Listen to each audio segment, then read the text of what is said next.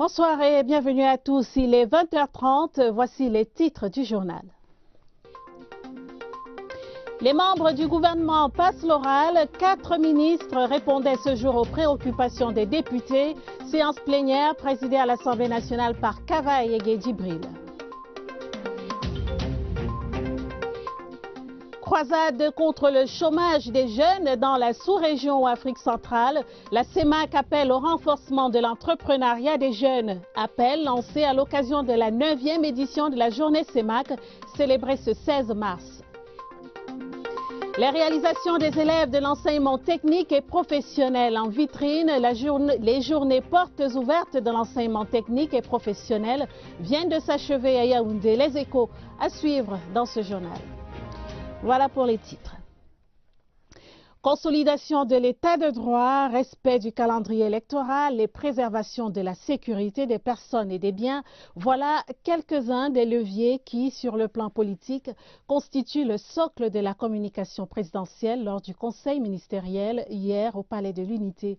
Le président de la République engage les chefs de département ministériels concernés à se mettre sans délai à la tâche. Yves-Marc Medio. Les bras chargés, Georges Elanga Obam, le tout nouveau ministre de la décentralisation, fait son entrée au Palais de l'Unité pour prendre part au conseil ministériel présidé ce 15 mars 2018 par le chef de l'État.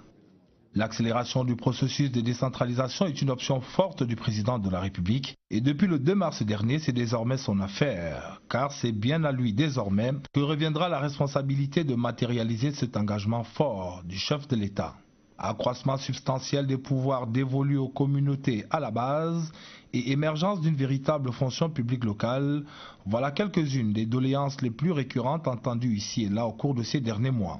Des doléances auxquelles le chef de l'État prenait l'engagement d'y donner suite dans son message de fin d'année à la nation. Engagement renouvelé ce 15 mars 2018.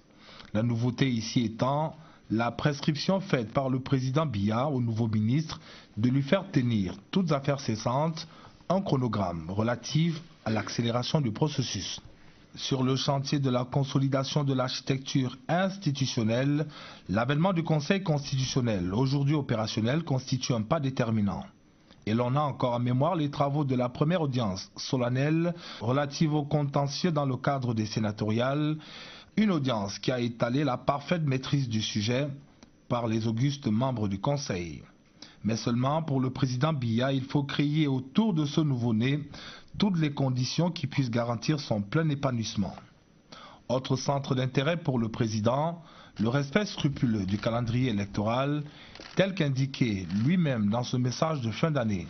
Soucieux de garantir la libre expression des suffrages par ses compatriotes, le président Biya renouvelle sa détermination à faire tenir ces différents scrutins dans un climat de sécurité et de totale sérénité. Les retouches apportées au niveau du dispositif sécuritaire et au niveau de l'administration territoriale participent à n'en point douter de cette démarche présidentielle. Rendez-vous pris le 25 mars prochain pour le premier test avec les sénatoriales. À l'Assemblée nationale, le président de l'Auguste Chambre, Kavaye Djibril, présidait cet après-midi à l'hémicycle de Ngouaikele une séance plénière de questions orales adressées aux membres du gouvernement. 4 ministres ont ainsi répondu aux préoccupations des élus du peuple relatives à la mise en œuvre du DSCE, aux préparatifs de la CAN 2019 et à l'exploitation minière, entre autres. Au cours de cette même plénière, 2 projets de loi examinés par la Commission des Affaires étrangères ont été adoptés. Reportage Claristan. Après vérification du quorum pour cette plénière consacrée aux questions orales adressées aux membres du gouvernement, le très honorable Kavaye Djibril a ouvert le champ aux élus du peuple, dont la première question posée par l'honorable Patricia Tomaino Ndamjoya de l'UDC était adressée au ministre de l'économie relativement à la création des richesses grâce à l'émergence d'entreprises fiables. Pour satisfaire cette préoccupation, le ministre Alamine Ousmane Mey s'appuiera sur le DSCE ainsi que sur les actions menées par le gouvernement et le secteur privé dans le cadre de la promotion de l'investissement. Autre question, celle de l'honorable Paul Njintoumassan du SDF qui constate l'absence d'une politique de développement urbain au Cameroun. Que non, rétorque le ministre Mbouenchou de l'Habitat et du Développement urbain. Un planning des cités est géré par les délégués du gouvernement et les maires avec l'accompagnement du gouvernement qui fait le maximum pour l'amélioration des logements sociaux et abattre un énorme travail dans les villes qui abriteront la CAN 2019. Une compétition dont les préparatifs préoccupent également les élus du peuple.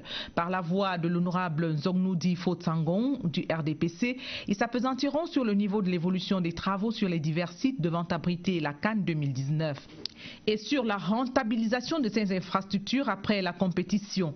À ce sujet, le ministre des Sports, Bidung Pat, s'est voulu rassurant et sur le montant du budget alloué à l'organisation de la compétition et sur l'évolution des travaux. Également interrogé par l'honorable Jean-Simon Ongola du RDPC sur la réappropriation par l'État des missions régaliennes et de contrôle et de surveillance environnementale, ainsi que sur l'insertion des ingénieurs sortis de l'école des mines de Mengaga, le ministre Ernest Boaboubou répondra que les inspecteurs du département ministériel dont il a la charge assurent régulièrement des surveillances administratives. Des mesures en vue de l'insertion des jeunes ingénieurs dans le secteur sont également prévues. Cette plénière à l'ordre du jour spécialement dense s'est achevée par l'adoption sans débat de 2 projets de loi autorisant le président de la République à ratifier le mémorandum d'entente sur la coopération économique entre le Cameroun et l'Afrique du Sud et l'accord général de coopération entre les 2 pays. C'était en présence du vice-premier ministre, ministre chargé des relations avec les assemblées Amadou Ali et du ministre Adam Gargoum, chargé des relations avec le monde islamique. Conférence des présidents et séance plénière hier après-midi du côté du Sénat. Sur la table des sénateurs, 2 projets de loi. La convention entre le Cameroun et l'Allemagne relative à la double imposition des entreprises de transport aérien et l'accord portant création de la Facilité africaine de soutien juridique. Les travaux étaient présidés par Marcel Niatifendi, le président du Sénat. Richard Talatodem. Le président du Sénat, Marcel Niatifendi, a reçu du président de l'Assemblée nationale 2 textes. Celui autorisant le président de la République à ratifier la convention entre le Cameroun et la République fédérale d'Allemagne en vue d'éviter la double imposition des entreprises de transport aérien en matière d'impôts sur le revenu et la fortune. Convention signée à Yaoundé le 24 août 2017. Le deuxième texte, c'est celui autorisant le président de la République à ratifier l'accord portant création de la Facilité africaine de soutien juridique. Accord signé à Yaoundé le 15 avril 2009. Ces textes, déjà adoptés par la Chambre basse du Parlement, ont été présentés par le président du Sénat à la conférence des présidents, qui les a jugés recevables. Ils sont ensuite été communiqués à la Chambre haute au complet. Le président Marcel Niatifendi a remis les 2 textes à la Commission des Affaires étrangères pour examen. Le premier sera défendu par le ministre des Finances, assisté du ministre des Relations extérieures, et le second par le ministre de l'Économie, de la Planification et de l'Aménagement du territoire, qu'assistera le ministre des Relations extérieures. Le Conseil constitutionnel a donc fait l'histoire hier jeudi. Pour la première fois au Cameroun, la haute juridiction constitutionnelle a ouvert le contentieux préélectoral. Le président Clément Atangana et son équipe ont réussi leur entrée de plein pied dans la vie politique nationale. Voici les réactions des acteurs politiques captées dans ce reportage de Eugène Bey. Pour leur première sortie dans un contentieux concernant les élections au Cameroun, les 11 membres du Conseil constitutionnel ont marqué les esprits par la qualité des décisions rendues. L'audience s'est très bien déroulée. Les recours étaient des recours fantaisistes. Cela montre que Elekama a correctement fait son travail et qu'on ne pouvait rien lui reprocher dans le cadre de l'examen des dossiers de candidature pour la future élection sénatoriale du 25 mars. Sur les 6 affaires inscrites au rôle, le président du Conseil a rendu 4 décisions sanctionnées par des rejets ou l'irrécevabilité pour défaut de qualité. Mais les requérants ne s'en offusquent pas. C'est la justice de la République. Nous invitons les Camerounais à respecter les décisions du Conseil constitutionnel. Ma réaction, c'est la réaction citoyenne de quelqu'un qui respecte les lois de son pays. Le Conseil constitutionnel estime que je n'étais pas candidat. Donc, je n'avais pas qualité de venir faire une opposition. Côté mandataire des partis politiques, la maîtrise du sujet par le Conseil constitutionnel force admiration et respect. Nous avons constaté les irrégularités dans le dossier à nous présenter par le Conseil constitutionnel. Nous sommes ravis que celui-ci ait reporté l'audience à lundi prochain pour voir plus clair. Nous acceptons les décisions qui ont été rendues. Notre candidat a été traité de fictif. On demande qu'on le présente. Nous allons le présenter lundi et on verra la suite. Pas nécessaire de faire la fine bouche. La haute juridiction a réussi sa première manche. La seconde se joue le 19 mars prochain, dans un très attendu SDF contre ELECAM et RDPC. Et concrètement, les membres du Conseil constitutionnel ont examiné 5 recours déposés par 3 partis politiques. L'UNDP a retiré le sien. Les 11 sages se sont également prononcés sur 3 recours de 3 citoyens par rapport au sénatoriat du 25 mars prochain. Richard Talatodé. La première audience du premier Conseil constitutionnel du Cameroun s'est tenue ici, dans l'une des salles du Palais de Congrès de Yaoundé. Les 11 sages, conduits par leur président Clément Atangna, se sont prononcés sur 5 recours du SDF et de l'UCDI, l'Union camerounaise pour la démocratie et l'innovation, l'UNDP ayant décidé de retirer son recours. Ils se sont également prononcés sur 3 recours de 3 citoyens par rapport au sénatorial du 25 mars. Le Conseil a laissé les différentes parties s'exprimer, prendre du temps, se concerter et se défendre. Et au finish, 4 recours rejetés pour défaut de qualité des requérants, un cas ajourné pour le 19 mars, celui du SDF contestant l'état civil d'un candidat sur la liste du RDPC dans l'Ouest et une radiation du rôle de la Cour, l'UNDP, qui demandait l'annulation de la liste du RDPC dans la Damawa ayant jeté l'éponge. Les témoins de l'histoire se félicitent du travail de ces pionniers du Conseil constitutionnel. Ils ont pu donner la parole et le temps aux justiciables de s'exprimer et d'expliquer cas par cas leurs désirs. C'est ce qui ne se passait pas très souvent devant la Cour suprême qui siégeait en lieu et place de ce Conseil constitutionnel.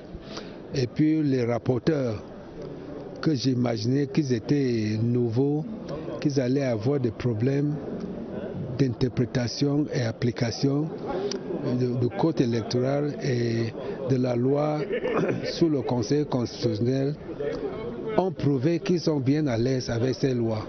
L'on s'estime privilégié d'être témoin de cette audience qui rappelle celle de 1959, créant la Cour suprême au Cameroun, connue à l'époque sous le nom de Cour d'appel de Yaoundé. Nous avons vu aujourd'hui, 58 ans après notre indépendance, le Conseil constitutionnel existe et fonctionne de telle sorte que tous les Camerounais peuvent compter sur ces conseils constitutionnels. Tous les Camerounais, quelle que soit leur affiliation politique. L'histoire d'un Cameroun démocratique, d'une république exemplaire, vision du chef de l'État Paul Biya, se construit ainsi chaque jour à la grande admiration des gens d'ici et d'ailleurs. Et sur le terrain, l'organisation matérielle des élections sénatoriales se poursuit sereinement. Les personnels de la Direction générale des élections s'organisent pour l'acheminement du matériel électoral vers les démembrements d'Elections Cameroun. Le point avec le directeur général des élections, Abdoulaye Babalé, est au micro de la CRTV. L'imprimerie nationale comme la SOPECAM ont respecté leur engagement. Les bulletins de vote, vous les avez vus, ils sont prêts. Les procès-verbaux, les faits de pointage et le guide du président du bureau de vote et des membres du bureau de vote. Ceci est déjà prêt au niveau de Yaoundé et ça partira à partir d'aujourd'hui. Une semaine à l'avance, tous les bureaux de vote et tous les centres de vote recevront le matériel nécessaire. Avant cela, il se trouve déjà sur place tout ce qui est matériel électoral, commençant par... PC d'Union Ekele, ils expriment Leurs profonds remerciements au président de la République, chef de l'État et président national du Rassemblement démocratique du peuple camerounais, son Excellence Paul Biya, pour le maintien de Mme Pauline Irène Nguéné au poste de ministre des Affaires sociales au sein du gouvernement réaménagé du 2 mars dernier. La motion de remerciement, de déférence et de soutien rendue publique le 12 mars dernier salue la création du ministère de la décentralisation et du développement local et promet un vote massif et majoritaire en faveur de la candidature du président Paul Biya à la prochaine élection présidentielle. La 9e édition de la journée CEMAC était célébrée ce vendredi sur le thème du renforcement de l'entrepreneuriat des jeunes comme gage de développement inclusif et soutenu en zone CEMAC. À Yaoundé, les manifestations étaient marquées par une cérémonie de lancement officiel des activités suivie d'une table ronde sur l'entrepreneuriat des jeunes. Philippe Roger Sama. Comme ami mobilisateur, la vision des pays de la CEMAC relative à l'entrepreneuriat des jeunes a fait écho auprès de sa cible. La présence des jeunes était donc significative ce vendredi à l'amphi 300 du ministère de l'économie dans le cadre de cette cérémonie de lancement de l'édition 2018 de la journée CEMAC. C'est une thématique qui arrive à point nommé lorsqu'on sait qu'au Cameroun, par exemple, la majorité de la population est constituée de jeunes. Lorsque nous regardons les jeunes de la sous-région, nous pouvons constater qu'il y a beaucoup de problèmes d'emploi. Nous voulons bien croire que les autorités ont pris conscience de ce que les jeunes doivent à tout prix être occupés parce qu'un jeune oisif, c'est un criminel. Sous la coordination de Malaika Ndombentama, représentante du président de la commission de la CEMAC, et en présence des ambassadeurs des pays membres, ainsi que des chefs des institutions sous-régionales basées à Yaoundé, la circonstance a permis de mettre en lumière la dynamique de promotion de la jeunesse qui anime les pays de la CEMAC. Mais pour mieux saisir les opportunités de cette politique, les jeunes proposent une approche plus globale. Nous attendons des chefs d'État qu'il y ait des plateformes d'échange pour des expériences avec les autres jeunes de la sous-région. Dans la dynamique d'intégration régionale, comme nous sommes en train de parler, ce n'est qu'en ayant l'expérience des différents environnements de la sous-région que nous pouvons mieux établir des stratégies pour atteindre les objectifs fixés. Et pour mieux appréhender les contours du thème de cette journée consacrée à l'entrepreneuriat jeune, une table ronde sur cette question a suivi dans l'enceinte de l'école sous-régionale des statistiques et de l'économie appliquée. Cette 9e édition de la journée CEMAC nous donne l'occasion de nous intéresser à la place qu'occupent les jeunes au sein de la communauté économique et monétaire de l'Afrique centrale. Quelles sont, si vous voulez, les actions menées pour développer l'entrepreneuriat des jeunes? Mesdames et messieurs. Les jeunes sont au centre des politiques de développement des 6 États membres de la CEMAC. Du moins, c'est une volonté affirmée une fois encore cette année par le président en exercice de la CEMAC, le Tchadien Idriss Déby Itno. Nous devons à cet égard offrir à la jeunesse de la sous-région des perspectives nouvelles de formation en parfaite adéquation avec notre défi du développement. Nos écoles et instituts sous-régionaux doivent être de véritables pôles d'excellence en vue de doter nos différents États des cadres compétents, hautement qualifiés et ayant la pleine conscience de l'éthique sous-régionale. Dans les différents États, comme au Cameroun par exemple, tout un plan triennal jeune doté d'une enveloppe budgétaire de plus de 100 milliards de francs CFA a été lancé par le président Paul Biya. De nombreux autres programmes existent. Lorsque vous prenez les chefs d'État sous l'impulsion du président Ali Bongo, il avait un projet Train My Generation. Si vous venez au Cameroun, nous avons une école qui regroupe les jeunes de toutes les nationalités de la CEMAC, l'ICA. Quand vous regardez la répartition des ministères, lorsqu'on parle agriculture, élevage et même vous avez un ministère de la jeunesse, il y a beaucoup de choses qui sont faites pour les jeunes. Mais ces actions, quoique salutaires, s'avèrent insuffisantes pour la promotion de l'entrepreneuriat jeune. On a vu des start-up, mais maintenant, combien prospèrent? Donc il faut bien aussi que les banques accompagnent, parce que c'est ça le problème clé, le financement. Je reviens toujours sur les femmes, les jeunes, même combat, le financement pose problème pour l'entreprise en Afrique. L'espace CEMAC, c'est pas moins de 45 millions d'habitants et plus de la moitié est composé des jeunes en quête d'un avenir meilleur. Les journées portes ouvertes de l'enseignement technique et professionnel se sont achevées il y a juste quelques heures au lycée technique de Colbison. C'est ici à Yaoundé. La rencontre a permis aux apprenants de présenter au public leurs réalisations dans les domaines de la science et de la technologie. Les détails avec Catherine Toulouelanga. Les journées portes ouvertes de l'enseignement technique et professionnel ont apporté de la nouveauté cette année. Des filières jusqu'ici non explorées se sont révélées au grand public. Il y a des éléments nouveaux. Il y a des choses qu'on n'a pas vues l'année dernière qui sont là aujourd'hui. On a la filière technologie de l'information qui nous présente des jeux informatiques conçus par les enfants. Ça, on n'avait pas vu cela l'année dernière.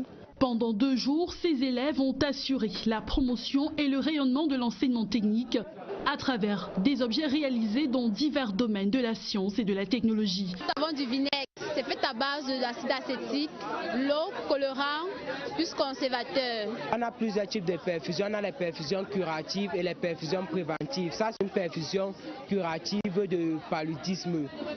Là, c'est un composé de vitamine B complexe, quinine, vitamine C, anagin et d'hexaméthasone. La cérémonie de clôture était un autre moment d'échange et de partage en présence du secrétaire général du ministère des Enseignements secondaires. Ces journées portes ouvertes ont permis en définitive de valoriser l'implication des milieux socio-professionnels dans la formation des élèves et leur emploi. Cérémonie de prise d'armes ce vendredi dans la ville des Bolova. Le ministre de la Défense, Joseph Betty Assomo, achevait ainsi la tournée d'installation des responsables récemment nommés dans son département ministériel. Le colonel Séverin Eyenga a pris le commandement de la 11e brigade d'infanterie motorisée, tandis que le lieutenant-colonel Dieudonné Etémé a été installé comme nouveau chef de division régionale du secrétariat à la défense chargée des anciens combattants et victimes de guerre du Sud. Compte rendu, Éric Benjamin Lamère. C'était une cérémonie classique, dans la stricte tradition militaire que l'on a eu droit ce vendredi à la place des fêtes de Corvos à Ibolova. Le colonel Séverin Eyenga, dans un rituel immuable, a pris le commandement de la 11e brigade d'infanterie motorisée, qui couvre désormais uniquement la région administrative du Sud, à la faveur de la réorganisation du commandement territorial intervenue le 21 février dernier.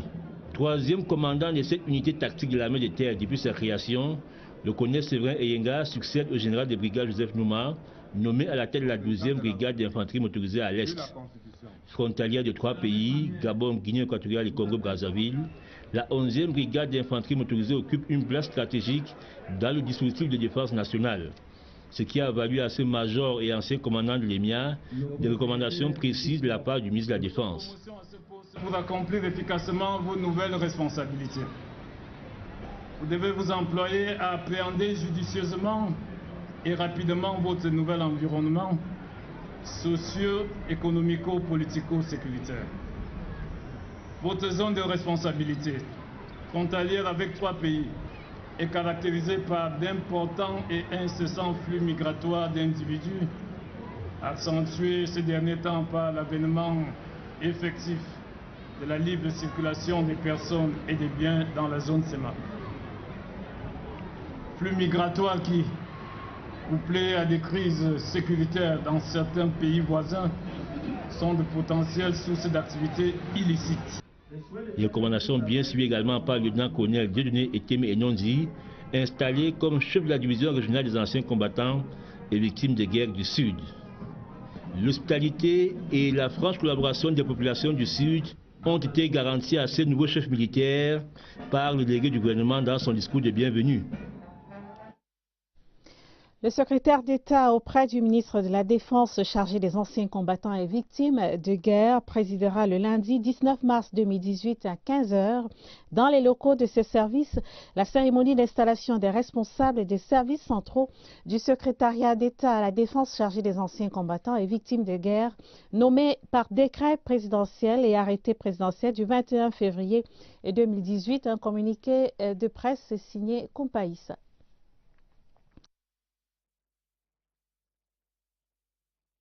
sa première sortie, Paul Atanga-Ndji s'est rendu dans la partie anglophone pour sensibiliser les populations sur les perturbations que connaissent les régions du nord-ouest et du sud-ouest du Cameroun.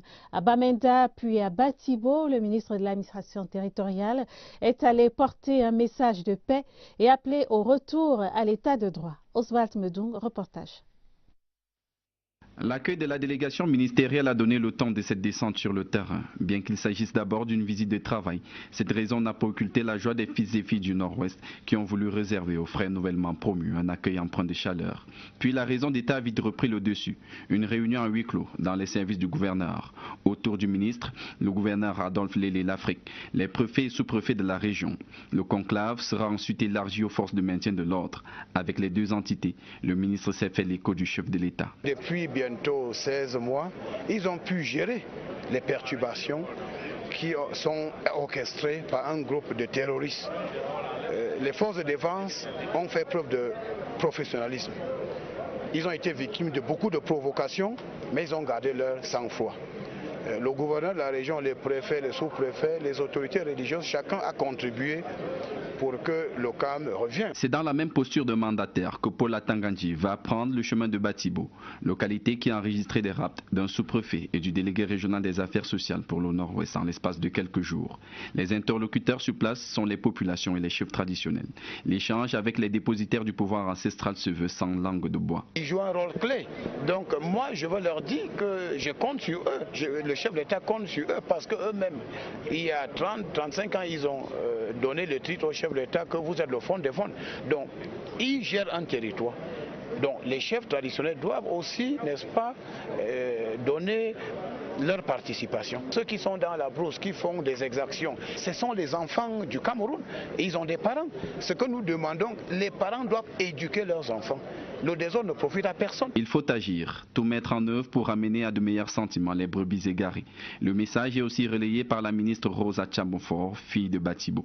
Les mototaximens sont encouragés à se conformer, mais aussi à être les relais de la paix pour la reddition sans crainte de ceux qui ont fait le choix d'un vain combat. Cette descente du ministre de l'administration territoriale dans le Nord-Ouest charrie beaucoup d'espoir. Les populations espèrent que celle-ci pourra décrisper le climat sociopolitique que traversent les régions anglophones.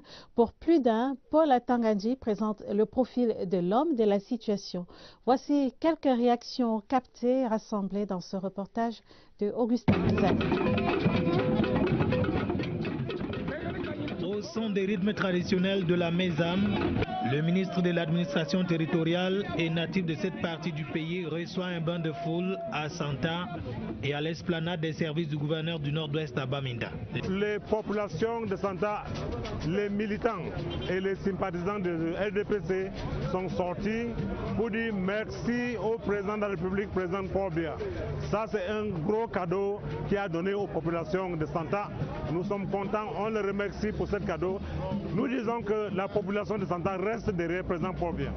Tout le support des jeunes du Nord-Ouest sont donnés à son Excellence Atanga. Tout le support des jeunes du Nord-Ouest sont donnés à son Excellence Atanga-Ndji Paul parce que nous savons qu'il va réussir à gérer cette situation parce que je ne vois pas ça comme un problème. Par cette liane et cet arbre de la paix, les chefs traditionnels, selon le maire de Santa, bénissent leur fils. Le ministre Paul Atanga-Ndji est alors attendu sur le terrain de la quête de la paix qui se trouve précaire depuis 2016 dans les régions du Nord-Ouest et du Sud-Ouest. On connaît déjà la situation sociopolitique ici aux régions du Nord-Ouest et Sud-Ouest. On attend qu'ils nous aident pour que le dialogue peut toujours continuer, pour qu'on peut atteindre le niveau où la paix peut revenir. Il a fait que le chef de l'État sait que lui il est à Nord-Ouest. Donc maintenant qu'il est devenu ministre de l'administration territoriale, quelqu'un qui était très proche de la présidence, non, maintenant il sait ce que le président attend de lui, les Camerounais attendent de lui. Tout ce qu'on veut, première chose c'est la paix. Deuxième chose, la unité. Le ministre Paul Atanga-Ndji est donc attendu au pied du mur érigé depuis 2016 par la crise sociopolitique et d'autres problèmes de développement. Le ministre de la Santé publique, cette fois, était à Garoua. André Mamafouda est allé visiter le chantier de construction du centre hospitalier régional gynéco-obstétrique de Boclé dans l'arrondissement de Garoua 3e. Le gros œuvre se situe à 33% pour le moment avec un taux d'avancement général de 15%. Ce projet s'inscrit dans le cadre du plan d'urgence triennal. Pascal Claverdanga, CRTV Nord. Le futur centre hospitalier régional gynéco-obstétrique et pédiatrique de Garoua, qui sort progressivement de terre à Boclé dans l'arrondissement de Garoua 3e, aura une emprise au sol de 6800 mètres carrés avec une capacité d'accueil de 100 lits, un plateau technique équipé des appareils à la pointe de la technologie. Accompagné du gouverneur de la région du Nord, Jean Abatéidi, le ministre de la Santé publique a fait le tour du chantier de construction de ces structures sanitaires ultra-modernes pour apprécier l'état d'exécution des travaux. Au stade actuel, le gros œuvre se situe à peu près à 33%, mais l'avancement général est dans l'ordre de 13-15%. Je crois que le plus important maintenant, c'est que l'entreprise reste mobilisée pour qu'effectivement cette étape de la toiture soit respectée avant les grosses pluies. Le projet, qui représente un investissement d'environ 10 milliards de francs CFA, s'inscrit dans le cadre du plan d'urgence triennal. André Mamafouda, au cours du briefing, n'a pas manqué de faire des recommandations aux parties prenantes afin de livrer les chantiers dans les délais prévus en décembre 2018. Nous leur avons recommandé de s'assurer de la qualité des coffrages et de la mise en œuvre. Et nous souhaitons que le retard qu'on a pris au départ soit maintenant rattrapé. Nous savons qu'il y a des problèmes d'eau potable, mais on a pu trouver de l'eau. Donc les forages réalisés permettent aujourd'hui de tenir le chantier en eau. Le centre hospitalier régional gynéco-obstétrique et pédiatrique de Garoua est une volonté du gouvernement de réduire considérablement la mortalité maternelle et néonatale dans la région du Nord. La campagne agricole 2018 dans le Sud est lancée. Le ministre de l'Agriculture et du Développement rural était à Kribi à cet effet. Henri Eyebéaïssi s'est engagé à créer des cadres favorables pour augmenter les récoltes et améliorer les conditions de travail des acteurs du secteur. Reportage à Kribi de Dieudonné Noira.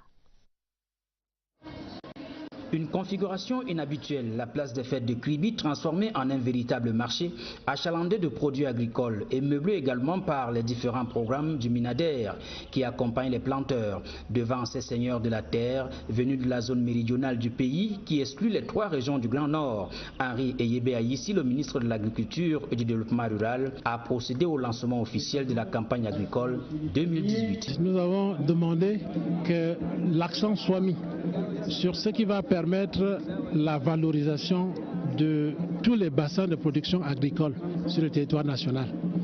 Et nous nous engageons en ce qui nous concerne à rendre la semence, le matériel végétal disponible. Bilan mitigé en 2017, mais 2018 s'annonce et sera marqué par de nombreuses ouvertures concourant à améliorer la production pour permettre à notre pays de maintenir sa position de mamelle nourricière en Afrique centrale. On fait dans la cacaoculture. L'objectif est de faire de Bipindi un grand bassin de production en matière de cacao. On cultive le manioc, le macabo, l'igname, les tarots. Nous sommes dans la logique et on veut le développement. Kribi a été choisi pour abriter cette cérémonie et le département de l'Océan a été honoré par le Minader. Nous avons fait le choix d'engager les esprits vers la création et la matérialisation de ce que nous avons appelé le projet de ceinture agricole autour de Kribi. De nombreux dons remis aux agriculteurs. Avant cette cérémonie, le Minader a visité le village Louma à Kribi où il a apprécié les travaux de construction de la case communautaire de Grand Batanga financée par son ministère. Le ministre des Arts et de la Culture a tenu ce jour à Yaoundé une séance de travail avec des experts français spécialisés dans la protection du patrimoine. Au menu des échanges, le projet de réhabilitation du Musée national qui bénéficie d'un financement CDD. Le compte rendu de Michel Renaud-Rwanda. Faire connaître le patrimoine du Musée national sur la scène internationale est un vœu cher pour le Cameroun. La séance de travail tenue entre le ministre des Arts et de la Culture et 5 autres experts venus de France a permis aux deux parties de s'accorder sur les axes du projet de revalorisation du musée national qui bénéficie d'un financement du programme CD2 Culture. Ce bâtiment présente quelques signes de défectuosité liés à une vétusté qui est tout à fait compréhensible compte tenu de son âge, et nous avons donc bénéficié de l'appui du C2D Culture pour pouvoir améliorer le standard et le standing de ce bâtiment, et en même temps pour pouvoir aller à travers une offre d'expertise patrimoniale de très haut niveau. La visite guidée effectuée au musée leur a permis de se rendre compte du travail auquel ils feront face. Le Cameroun étant un terrain fertile du multiculturalisme, la valorisation du musée national constitue un véritable atout pour la destination Cameroun. Nécrologie dans ce journal, Monseigneur François-Xavier Amara pour l'éternité. Le chapelain de sa sainteté, le pape, a été inhumé ce matin au cimetière de Mvolier. C'était au terme de la messe pontificale de Requiem, concélébrée par une dizaine d'évêques et archevêques et de nombreux prêtres. Il a été élevé à la dignité de chevalier de l'Ordre national de la valeur à titre posthume à travers une lettre de condoléances adressée à Monseigneur Jean Barga. Le président Paul Biya reconnaît en l'illustre disparu un homme talentueux dont les œuvres constituent une source d'inspiration. Pierre Binambarga.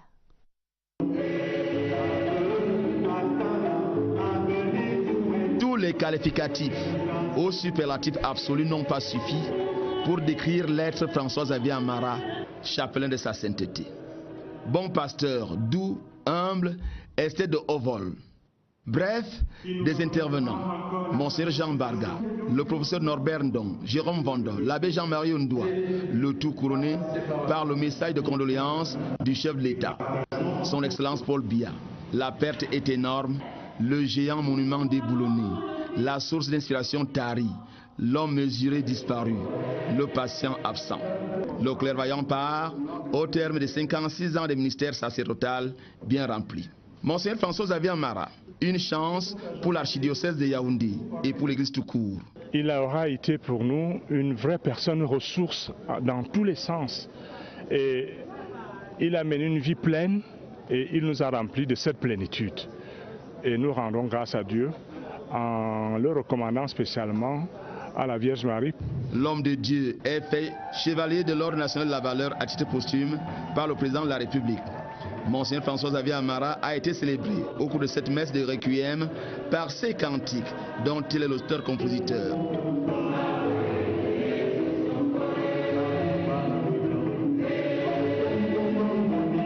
La chorale a pu son de les jouer à travers les notes classiques comme l'aimait l'auteur. Le cimetière d'Mvolier devient sa demeure éternelle. Monseigneur François-Xavier Amara repose aux côtés de Monseigneur Jean Zoua, ancien archevêque de Yaoundé, de regretter mémoire qu'il a ordonné prêtre en 1962. À présent, l'affiche culturelle du week-end, X Malaya sera demain samedi à Douala pour présenter son 6e album au public. À Yaoundé, le Festival international du conte ouvre ses portes demain à l'Institut français du Cameroun. Les rendez-vous culturels du week-end, c'est avec Christian Bachegani. Pour vous, cinéphiles, l'Institut français du Cameroun IFC à Yaoundé projette pour votre régal ce soir dès 17 h le film intitulé Un homme qui crie du réalisateur tchadien Mahamad Saleh Haroun. Un mélodrame qui plonge le spectateur dans les tourments de la vie d'un homme passant de la gloire à la déchéance sociale dans un contexte de guerre civile.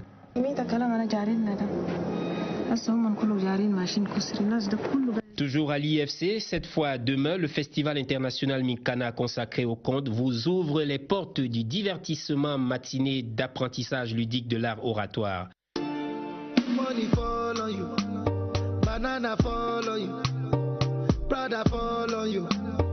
Au registre de la musique, Douala accueille demain 2 événements de détente et d'évasion. D'abord, l'artiste d'origine nigériane Davido.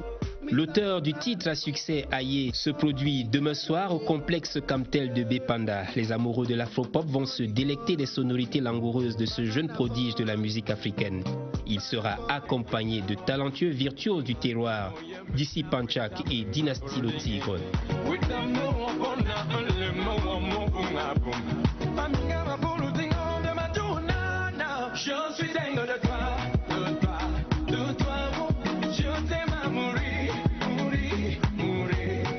Et toujours demain à Douala, X Malaya se donne à voir demain soir. Roger Haïs et Auguste présentent au public leur 6e album intitulé Cardios.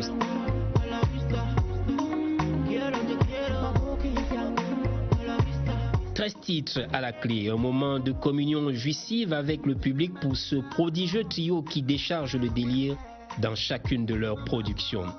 Et voilà pour votre agenda culturel du week-end, à votre choix. Partez. En sport, la France soutient le Cameroun dans l'organisation de la CAN 2019. L'ambassadeur de France au Cameroun, Gilles Thibault, était l'hôte jeudi du ministre des Sports et de l'Éducation civique, Bidong Pat. Le ministre Bidong Pat, qui a reçu par ailleurs le coordonnateur par intérim du Conseil du sport de l'Union africaine. Cette institution sollicite l'appui du Cameroun pour son implantation définitive à Yaoundé. Le compte rendu de ces deux audiences avec Joseph Gouetamandé. Le tête-à-tête entre Gilles Thibault, ambassadeur de France au Cameroun, et Bidong Pat, ministre des Sports et de l'Éducation physique, est la matérialisation de la coopération entre la France et le Cameroun. Plusieurs entreprises françaises sont engagées dans la réhabilitation des infrastructures sportives qui vont abriter la CAN de 2019. Un partenariat gagnant-gagnant entre les deux pays. Le Cameroun, habitué des rendez-vous olympiques, pourrait aussi apporter un autre rayonnement à France 2024. Je suis venu parler de Paris 2024, aussi sur la préparation de la CAN. Le Cameroun travaille avec des sociétés, de grandes sociétés qui viennent de partout. Le Cameroun attend de tous ses contractants qui donnent le meilleur d'eux-mêmes pour être au rendez-vous le jour J. En attendant ces grands moments à venir, le Cameroun est sollicité par le Conseil du sport de l'Union africaine pour son entre-gens. La structure qui a remplacé le Conseil supérieur du sport en Afrique signe l'accord de siège au mois d'avril prochain à Yaoundé. La Tanzanienne Lina Paul Kessi, coordinatrice par intérim de cet organe, attend beaucoup du Cameroun. Entre autres, la sensibilisation des pays membres pour la régularisation de leur quote-part financière et la mobilisation d'un personnel professionnel à la disposition de cette structure africaine. Lina Paul Kessi, qui trône à la tête du Conseil du sport de l'Union africaine, est au Cameroun depuis octobre 2017. Sport sur le terrain, à présent, les rencontres de la 5e journée MTN Elite One et de la 8e journée MTN Elite One se disputent ce week-end. Les rencontres de la 5e journée MTN Elite 2 et de la 8e journée MTN Elite One se disputent ce week-end sur l'étendue du territoire national. Par ailleurs, les différentes sélections nationales vont peaufiner leur préparation des Jeux du Commonwealth prévus au mois d'avril prochain. Les détails avec Monique Félicité Chuen.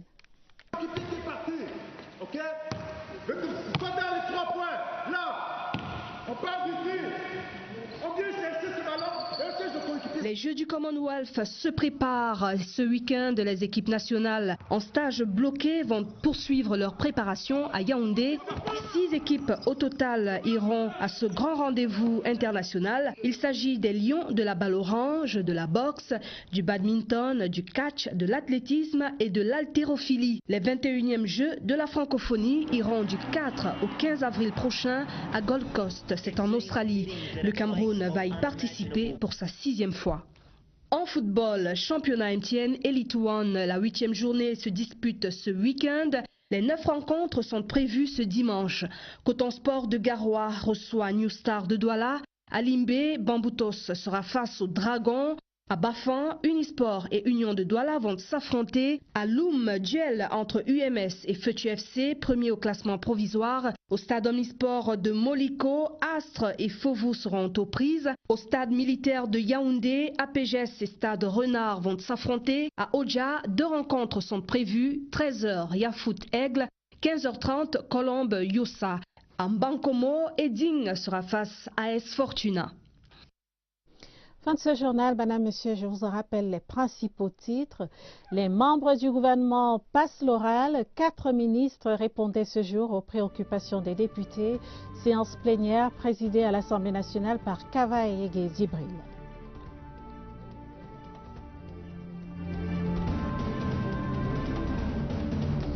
croisade contre le chômage des jeunes dans la sous-région Afrique centrale. La CEMAC appelle au renforcement de l'entrepreneuriat des jeunes. Appel lancé à l'occasion de la 9e édition de la journée CEMAC célébrée ce 16 mars. Et puis les réalisations des élèves de l'enseignement technique et professionnel étaient en vitrine ce vendredi. Les journées portes ouvertes de l'enseignement technique et professionnel se sont achevées ce soir à Yaoundé. Prochain rendez-vous avec l'information sur la CRTV à minuit. Vous serez en compagnie de Caroline Okié-Anoma et de Irène Ndiana Fouda.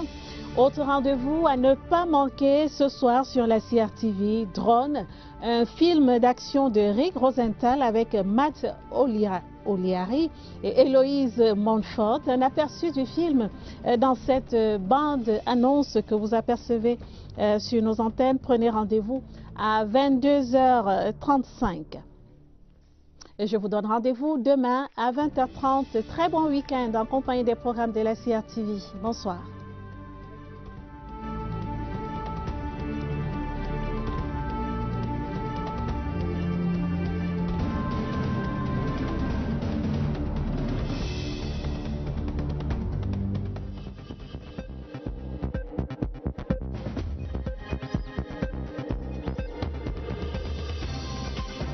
Son recours. Ils se sont également prononcés sur 3 recours de 3 citoyens par rapport au sénatorial du 25 mars. Le Conseil a laissé les différentes parties s'exprimer, prendre du temps, se concerter et se défendre. Et au finish, 4 recours rejetés pour défaut de qualité des requérants, un cas ajourné pour le 19 mars, celui du SDF, contestant l'état civil d'un candidat sur la liste du RDPC dans l'Ouest et une radiation du rôle de la Cour, l'UNDP, qui demandait l'annulation de la liste du RDPC dans la Damawa ayant jeté l'éponge. Les témoins de l'histoire se félicitent du travail de ces pionniers du Conseil constitutionnel. Ils ont pu donner la parole et le temps aux justiciables de s'exprimer et d'expliquer cas par cas leurs désirs. C'est ce qui ne se passait pas très souvent devant la Cour suprême qui siégeait en lieu et place de ce Conseil constitutionnel. Et puis les rapporteurs, que j'imaginais qu'ils étaient nouveaux, qu'ils allaient avoir des problèmes d'interprétation et application du code électoral et de la loi sous le Conseil constitutionnel, ont prouvé qu'ils sont bien à l'aise avec ces lois. L'on s'estime privilégié d'être témoin de cette audience qui rappelle celle de 1959, créant la Cour suprême au Cameroun, connue à l'époque sous le nom de Cour d'appel de Yaoundé. Nous avons vu aujourd'hui, 58 ans après notre indépendance, le Conseil constitutionnel existe et fonctionne de telle sorte que tous les Camerounais peuvent compter sur ces conseils constitutionnels. Tous les Camerounais, quelle que soit leur affiliation politique.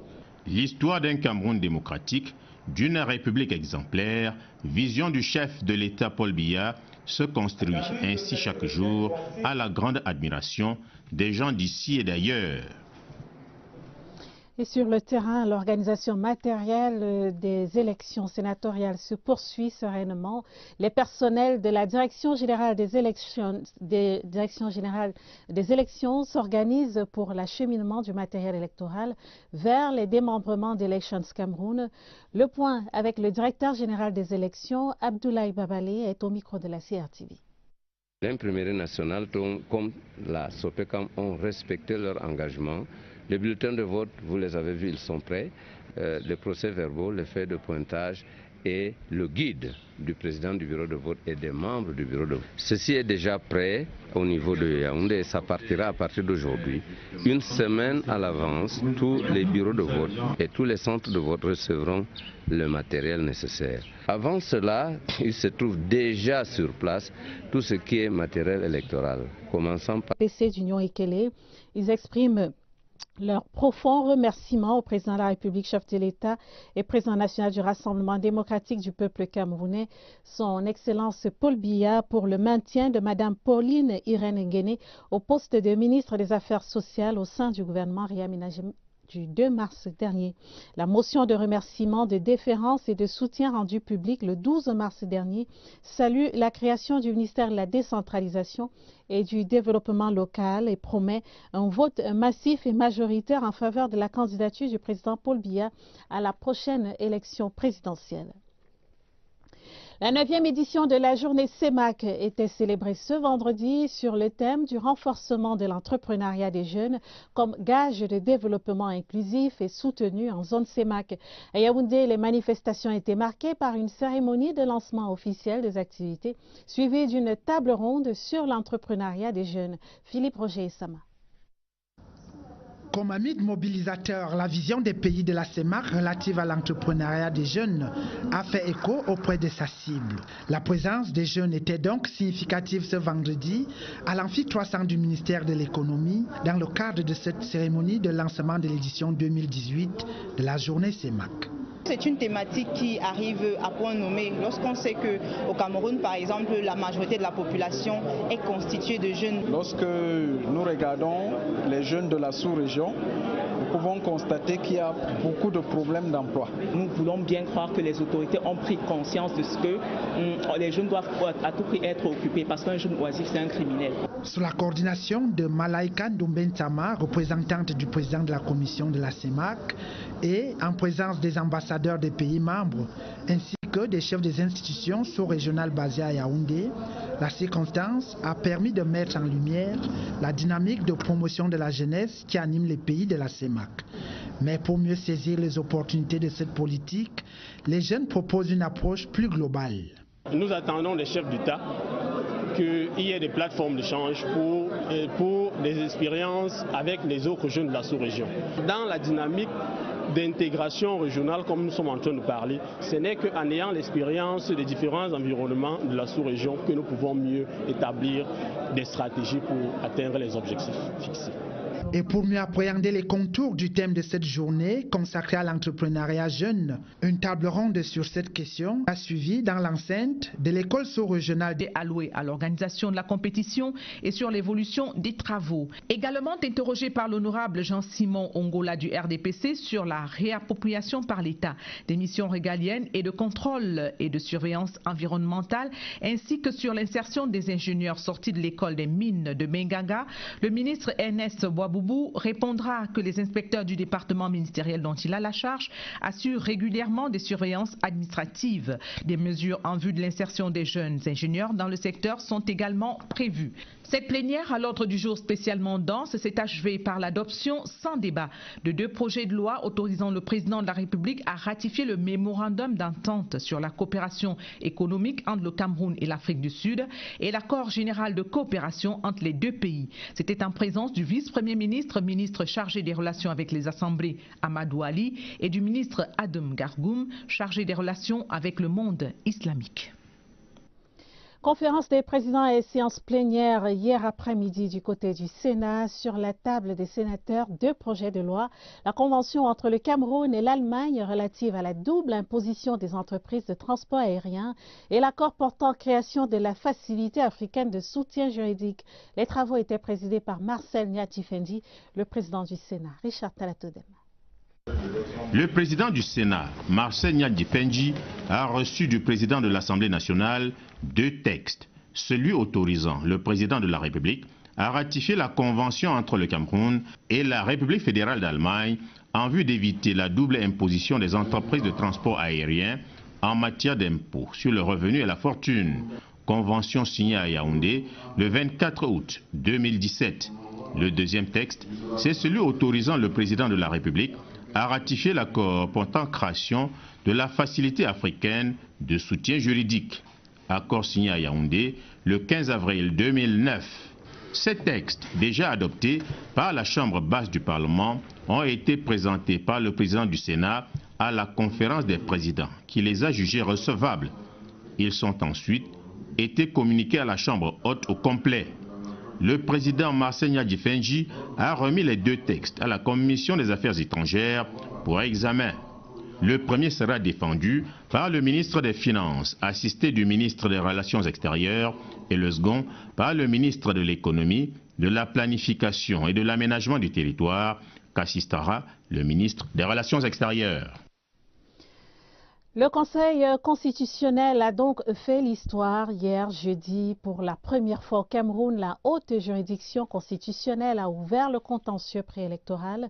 Le président Clément Atangana et son équipe ont réussi leur entrée de plein pied dans la vie politique nationale. Voici les réactions des acteurs politiques captées dans ce reportage de Eugène Bey. Pour leur première sortie dans un contentieux concernant les élections au Cameroun, les 11 membres du Conseil constitutionnel ont marqué les esprits par la qualité des décisions rendues. L'audience s'est très bien déroulée. Les recours étaient des recours fantaisistes.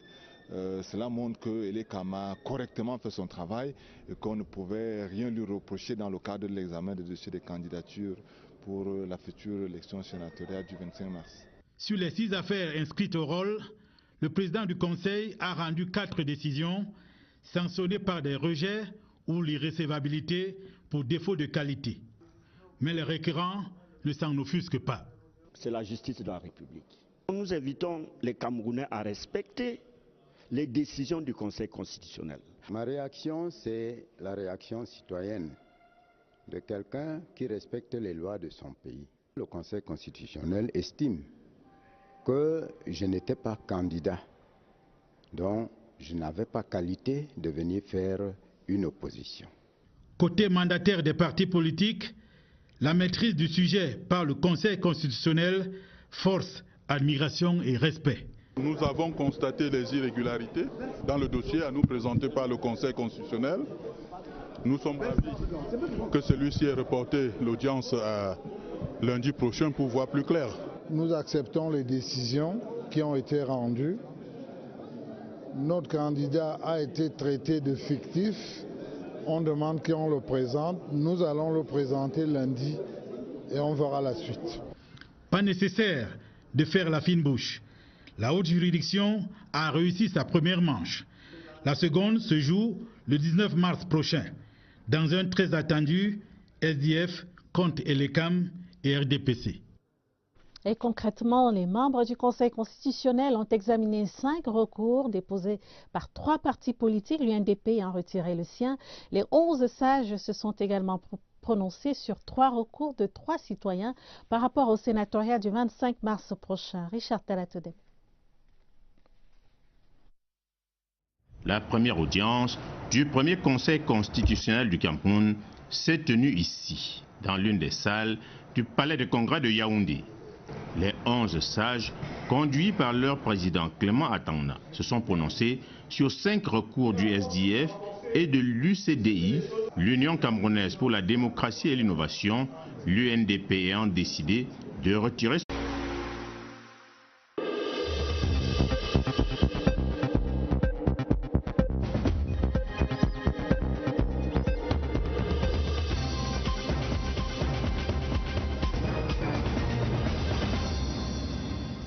Bonsoir et bienvenue à tous. Il est 20h30. Voici les titres du journal.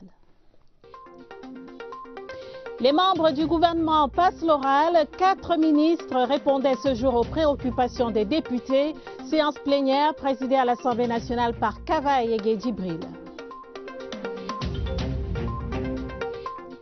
Croisade contre le chômage des jeunes dans la sous-région ou Afrique centrale. La CEMAC appelle au renforcement de l'entrepreneuriat des jeunes. Appel lancé à l'occasion de la 9e édition de la journée CEMAC, célébrée ce 16 mars. Les réalisations des élèves de l'enseignement technique et professionnel en vitrine, les journées portes ouvertes de l'enseignement technique et professionnel viennent de s'achever à Yaoundé. Les échos à suivre dans ce journal. Voilà pour les titres. Consolidation de l'état de droit, respect du calendrier électoral et préservation de la sécurité des personnes et des biens, voilà quelques-uns des leviers qui, sur le plan politique, constituent le socle de la communication présidentielle lors du Conseil ministériel hier au Palais de l'Unité. Le président de la République engage les chefs de département ministériels concernés à se mettre sans délai à la tâche. Yves-Marc Medio. Les bras chargés, Georges Elanga Obam, le tout nouveau ministre de la décentralisation, fait son entrée au Palais de l'Unité pour prendre part au conseil ministériel présidé ce 15 mars 2018 par le chef de l'État. L'accélération du processus de décentralisation est une option forte du président de la République et depuis le 2 mars dernier, c'est désormais son affaire, car c'est bien à lui désormais que reviendra la responsabilité de matérialiser cet engagement fort du chef de l'État. Accroissement substantiel des pouvoirs dévolus aux communautés à la base et émergence d'une véritable fonction publique locale, voilà quelques-unes des doléances les plus récurrentes entendues ici et là au cours de ces derniers mois. Des doléances auxquelles le chef de l'État prenait l'engagement d'y donner suite dans son message de fin d'année à la nation. Engagement renouvelé ce 15 mars 2018. La nouveauté ici étant la prescription faite par le président Biya au nouveau ministre de lui faire tenir, toutes affaires cessantes, un chronogramme relatif à l'accélération du processus. Sur le chantier de la consolidation de l'architecture institutionnelle, l'avènement du Conseil constitutionnel, aujourd'hui opérationnel, constitue un pas déterminant. Et l'on a encore en mémoire les travaux de la première audience solennelle relative au contentieux dans le cadre des sénatoriales, une audience qui a étalé la parfaite maîtrise du sujet par les augustes membres du Conseil. Mais seulement pour le président Biya, il faut créer autour de ce nouveau-né toutes les conditions qui puissent garantir son plein épanouissement. Autre centre d'intérêt pour le président, le respect scrupuleux du calendrier électoral, tel qu'indiqué lui-même dans ce message de fin d'année. Soucieux de garantir la libre expression des suffrages par ses compatriotes, le président Biya renouvelle sa détermination à faire tenir ces différents scrutins dans un climat de sécurité et de totale sérénité. Les retouches apportées au niveau du dispositif sécuritaire et au niveau de l'administration territoriale participent à n'en point douter de cette démarche présidentielle. Rendez-vous pris le 25 mars prochain pour le premier test avec les sénatoriales. À l'Assemblée nationale, le président de l'Auguste Chambre, Cavaye Guédibril, présidait cet après-midi à l'hémicycle de Ngouaikele une séance plénière de questions orales adressées aux membres du gouvernement. 4 ministres ont ainsi répondu aux préoccupations des élus du peuple relatives à la mise en œuvre du DSCE, aux préparatifs de la CAN 2019 et à l'exploitation minière, entre autres. Au cours de cette même plénière, 2 projets de loi examinés par la Commission des Affaires étrangères ont été adoptés. Reportage Claristan. Après vérification du quorum pour cette plénière consacrée aux questions orales adressées aux membres du gouvernement, le très honorable Cavaye Guédibril a ouvert le champ aux élus du peuple, dont la première question posée par l'honorable Patricia Tomaino Ndamjoya de l'UDC était adressée au ministre de l'économie relativement à la création des richesses grâce à l'émergence d'entreprises fiables. Pour satisfaire cette préoccupation, le ministre Alamine Ousmane Mey s'appuiera sur le DSCE ainsi que sur les actions menées par le gouvernement et le secteur privé dans le cadre de la promotion de l'investissement. Autre question, celle de l'honorable Paul Toumassan du SDF qui constate l'absence d'une politique de développement urbain au Cameroun. Que non, rétorque le ministre Mbouenchou de l'Habitat et du Développement urbain. Un planning des cités est géré par les délégués du gouvernement et les maires avec l'accompagnement du gouvernement qui fait le maximum pour l'amélioration des logements sociaux et abattre un énorme travail dans les villes qui abriteront la CAN 2019. Une compétition dont les préparatifs préoccupe également les élus du peuple. Par la voix de l'honorable Zongnoudi Fotsangon du RDPC, ils s'appesantiront sur le niveau de l'évolution des travaux sur les divers sites devant abriter la CAN 2019 et sur la rentabilisation de ces infrastructures après la compétition. À ce sujet, le ministre des Sports, Bidung Pat, s'est voulu rassurant et sur le montant du budget des statistiques et de l'économie appliquée. Cette 9e édition de la journée CEMAC nous donne l'occasion de nous intéresser à la place qu'occupent les jeunes au sein de la communauté économique et monétaire de l'Afrique centrale.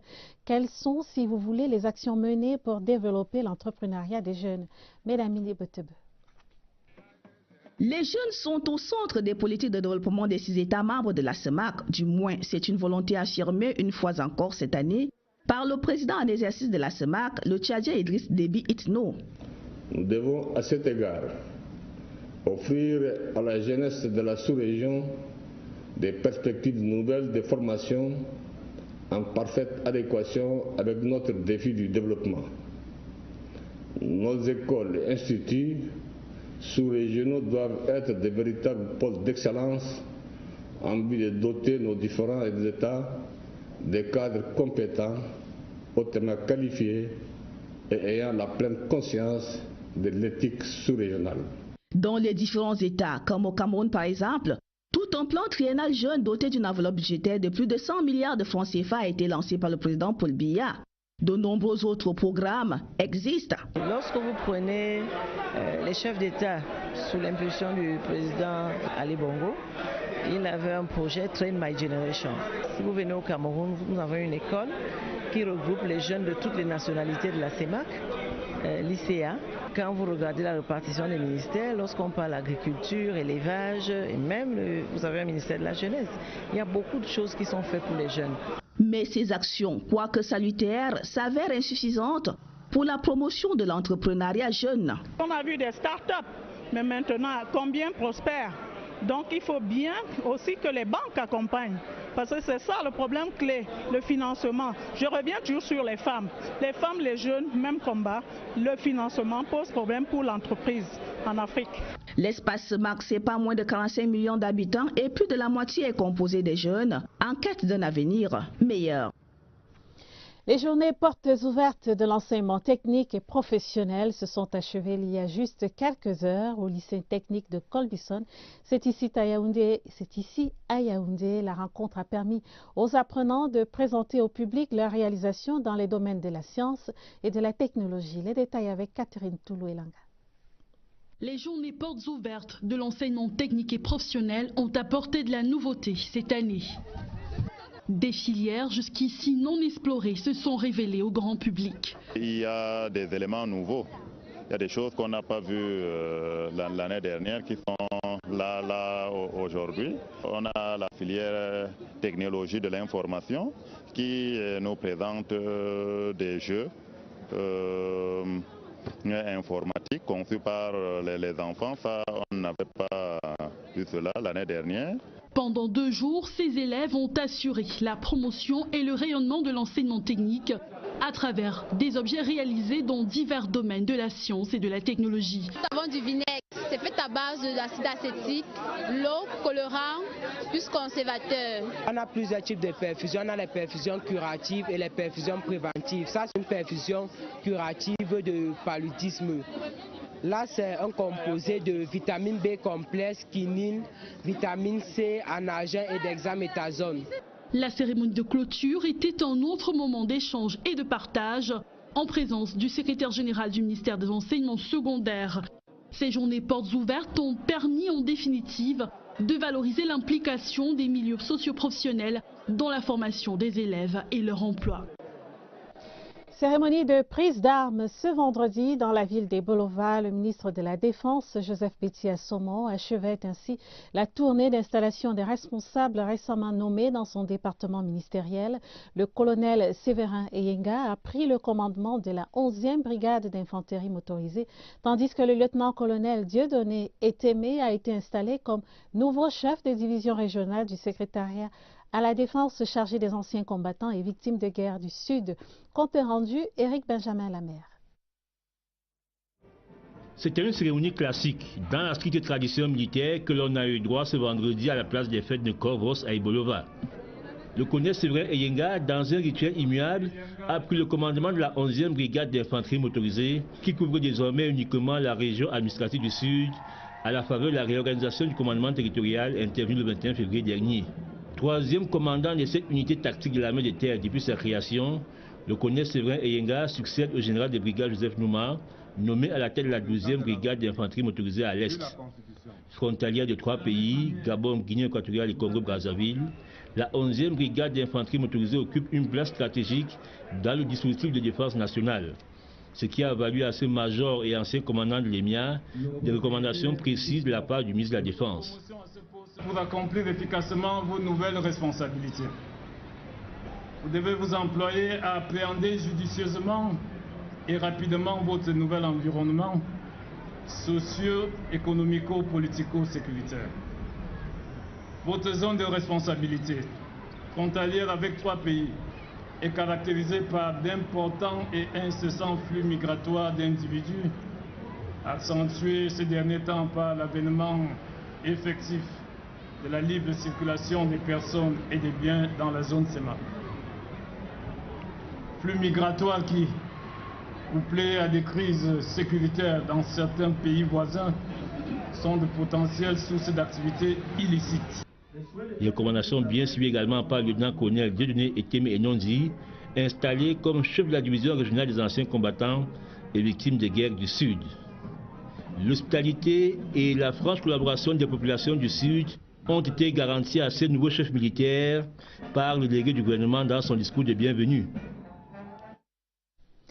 Le secrétaire d'État auprès du ministre de la Défense chargé des anciens combattants et victimes de guerre présidera le lundi 19 mars 2018 à 15 h dans les locaux de ses services la cérémonie d'installation des responsables des services centraux du secrétariat d'État à la Défense chargé des anciens combattants et victimes de guerre nommés par décret présidentiel et arrêté présidentiel du 21 février 2018. Un communiqué de presse signé Kompaïssa.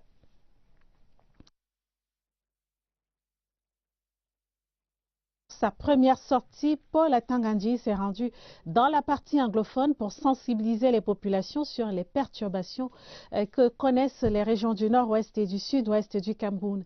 À Bamenda puis à Batibo, le ministre de l'administration territoriale est allé porter un message de paix et appeler au retour à l'état de droit. Oswald Medung, reportage. L'accueil de la délégation ministérielle a donné le temps de cette descente sur le terrain. Bien qu'il s'agisse d'abord d'une visite de travail, cette raison n'a pas occulté la joie des fils et filles du Nord-Ouest qui ont voulu réserver aux frères nouvellement promus un accueil empreint de chaleur. Puis la raison d'État a vite repris le dessus. Une réunion à huis clos dans les services du gouverneur. Autour du ministre, le gouverneur Adolphe Lélé Lafrique, les préfets et sous-préfets de la région. Le conclave sera ensuite élargi aux forces de maintien de l'ordre.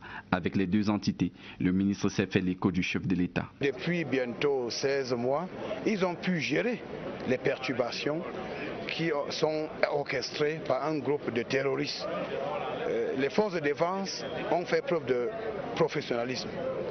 Ils ont été victimes de beaucoup de provocations, mais ils ont gardé leur sang-froid. Le gouverneur de la région, les préfets, les sous-préfets, les autorités religieuses, chacun a contribué pour que le calme revienne. C'est dans la même posture de mandataire que Paul Atangandji va prendre le chemin de Batibo, localité qui a enregistré des rapts d'un sous-préfet et du délégué régional des affaires sociales pour le Nord-Ouest en l'espace de quelques jours. Les interlocuteurs sur place sont les populations et les chefs traditionnels. L'échange avec les dépositaires du pouvoir ancestral se veut sans langue de bois. Ils jouent un rôle clé. Donc moi, je veux leur dire que je compte sur eux. Le chef d'État compte sur eux parce qu'eux-mêmes, il y a 30-35 ans, ils ont donné le titre au chef d'État que vous êtes le fond des fonds. Donc, ils gèrent un territoire. Donc, les chefs traditionnels doivent aussi, n'est-ce pas, donner leur participation. Ceux qui sont dans la brousse, qui font des exactions, ce sont les enfants du Cameroun. Et ils ont des parents. Ce que nous demandons, les parents doivent éduquer leurs enfants. Le désordre ne profite à personne. Il faut agir, tout mettre en œuvre pour amener à de meilleurs sentiments les brebis égarées. Le message est aussi relayé par la ministre Rosa Tchambonfort, fille de Batibo. Les mototaximens sont encouragés à se conformer, mais aussi à être les relais de la paix pour la reddition sans crainte de ceux qui ont fait le choix d'un vain combat. Cette descente du ministre de l'administration territoriale dans le Nord-Ouest charrie beaucoup d'espoir. Les populations espèrent que celle-ci pourra décrisper le climat sociopolitique que traversent les régions anglophones. Pour plus d'un, Paul Atangandji présente le profil de l'homme de la situation. Voici quelques réactions captées et rassemblées dans ce reportage de Augustin Zani. Au son des rythmes traditionnels de la Mésame, le ministre de l'administration territoriale et natif de cette partie du pays reçoit un bain de foule à Santa et à l'esplanade des services du gouverneur du Nord-Ouest à Bamenda. Les populations de Santa, les militants et les sympathisants de RDPC sont sortis pour dire merci au président de la République, président Paul Biya. Ça, c'est un gros cadeau qu'il a donné aux populations de Santa. Nous sommes contents, on le remercie pour ce cadeau. Nous disons que la population de Santa reste derrière le président Paul Biya. Tout le support des jeunes du Nord-Ouest sont donnés à son Excellence Atangandji. Tout le support des jeunes du Nord-Ouest sont donnés à son Excellence Tangan Djipol parce que nous savons qu'il va réussir à gérer cette situation parce que je ne vois pas ça comme un problème. Par cette liane et cet arbre de la paix, les chefs traditionnels, selon le maire de Santa, bénissent leur fils. Le ministre Paul Atangandi est alors attendu sur le terrain de la quête de la paix qui se trouve précaire depuis 2016 dans les régions du nord-ouest et du sud-ouest. On connaît déjà la situation sociopolitique ici aux régions du nord-ouest et sud-ouest. On attend qu'ils nous aident pour que le dialogue peut toujours continuer, pour qu'on peut atteindre le niveau où la paix peut revenir. Il a fait que le chef de l'État sait que lui il est à nord-ouest. Donc maintenant qu'il est devenu ministre de l'administration,